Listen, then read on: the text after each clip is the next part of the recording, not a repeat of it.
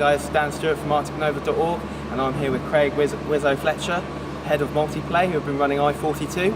And first of all, Craig, just want to ask you, what have you been thinking about the event so far? Well, it seems to be one of the best events to date in many ways. I mean, first of all, the lovely sunshine we're stood out in here has been most of the weekend. Has been great, yeah. And it's been very strange with that, because a lot of the gamers have been out, in the sun during the day. It's not a fact that gamers explode on contact with sunlight, as most people think. We do actually enjoy sun as well. And it's been almost a day. A lot more of the gaming's been done at night. Obviously, competitive gaming has to go on during the day for the tournaments, but no, there's been very few problems. We've had very few issues. With a technical setup as a LAN party, there's always a lot of scope for things to go wrong. I think we had one internet failure, which was really good, all LAN. But other than that, no, I think it went very well. Certainly the feedback I've had from everyone has been great LAN, awesome. Can't wait for the next one, basically. The competitive side went extremely well. I've been hearing nothing but praise. Cool. The seedings were great. Apparently, all the top 16 seeds made it into the tournament, into the elimination stages. But from a community side, how do you feel it's been going? Well, the thing with the I series, a lot of people don't realise, is it's not all tournament and it's not all community. It's pretty much half and half. As in, about half the people who come to compete in tournaments, and the other half don't. They just come to chill out, have a barbecue in the campsite, chill out with friends, play all sorts of random games, that sort of stuff. So, and there's all sorts of community activities, like you have card games being played, a whole room section for that. You have like Eve Meet, you have the High Hunt sort of puzzle challenging game where they run around, and things like Minecraft, because that wasn't really a tournament in the sense that we're talking about, as in competitive gaming. That was just build stuff and it looks cool, and that was awesome. Can't believe those guys spent like 50-60 hours of this weekend just recreating the crystal maze in Minecraft.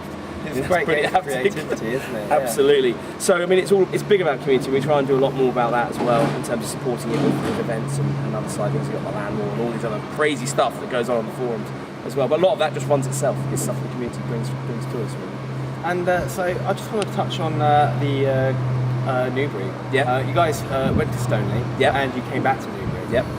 Was that a thing for convenience, or was that because the community commercial reasons? It's just commercial reasons. When we went to Stoneleigh originally, it was all on the height of everything was going great with the world, and we went for it, and we really went for it in terms of, like, we had filled a whole exhibition hall twice, 3 times the size of the grandstand. I-34 was great. Yeah, it's huge, really good splash. And then the big R word came along, and because Stoneleigh was an exceptionally expensive venue. And if we did it ticket prices alone, it's just not viable. We couldn't fund the venue from just ticket prices alone. So we relied heavily on sponsorship and exhibitors attending. And when the recession hit, that marketing money just vanished. It's just a dramatically different world we live in now. So we had to come back to Newbury, circle the wagons, as it were, consolidate, and now look at growing it here, and then potentially see what happens in the future. It'd be interesting to know what the community think, because obviously Newbury has a very different feel to Stoneleigh. It's obviously different rooms. Horrible pun, it's horses for courses, in terms of what people like. Some people loved the atmosphere at Stoneleigh, some people love having the privacy of card boxes or a whole room being one section. I think arguably our view is we'd love to go back to something like Stoneleigh, because it's so much easier to set up. I think the atmosphere is unmatched in terms of some of the stuff we had going on Stoneleigh was hilarious. We would have a conga going around the entire outside with like 400 people in it. It's mad. So we will be looking at that in the future, but right now we're going to do as much as we can at Newbury, especially when we get days like this. You can't really beat this venue. It's a beer garden full of people halfway through the day, so we'll see. And I just want to ask, you've been expanding sort of gradually over time. I mean, I-33, 1,500 people, I-34, 2,000. Yeah. And then you came back to Newbury, and you had filled another 2,000. Yeah. So I just want to ask, what do you guys have planned for the future? Well, we're trying to see how many we can do here. One of the things we are talking about, how can we do 2,500 people in Newbury?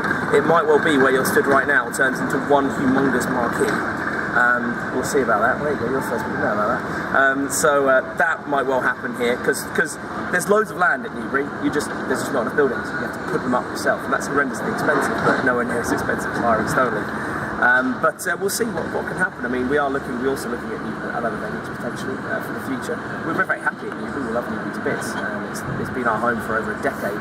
So we're looking at what we can continue here, but whether we can do a bigger event once a year or something else, well, we'll see. We'll see what it holds. Well, lots of things being thought about at the moment with what we can do and where we can take the event and what we're going to do with sort of prize money and bigger tournaments and and such like, because we'd like to try and grow that side as well.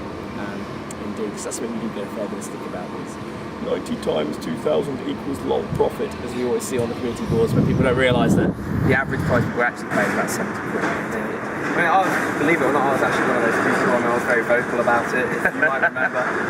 There's plenty of them.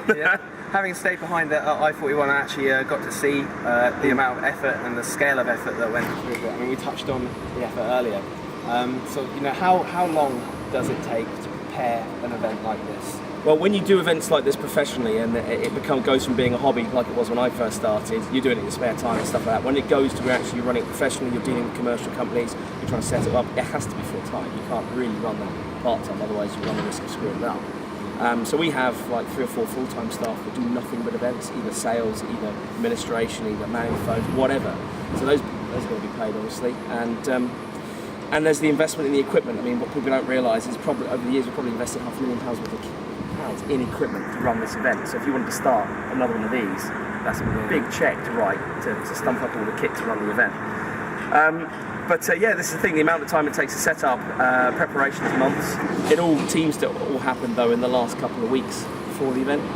It's also the manpower as well that you use as well. I mean, I actually helped set up, pack down I41, and it was a big task, and I definitely wasn't prepared for the amount of effort that goes in, the amount of coordination that's needed. Yeah, now try doing that after you'd already done setup, had 7 days of next to no sleep, and been on your feet every day dealing with the customers, and then you've got to pack down. I couldn't imagine. Oh God, I tell you what, at the end of that pack down, the beer is like nectar. It's like, we can finally relax. And then we go back and we get it all over again. We get back to stores and put it all away. But no, it's a military operation. It takes a team of 60 to 80 people to actually pull off an I-Series.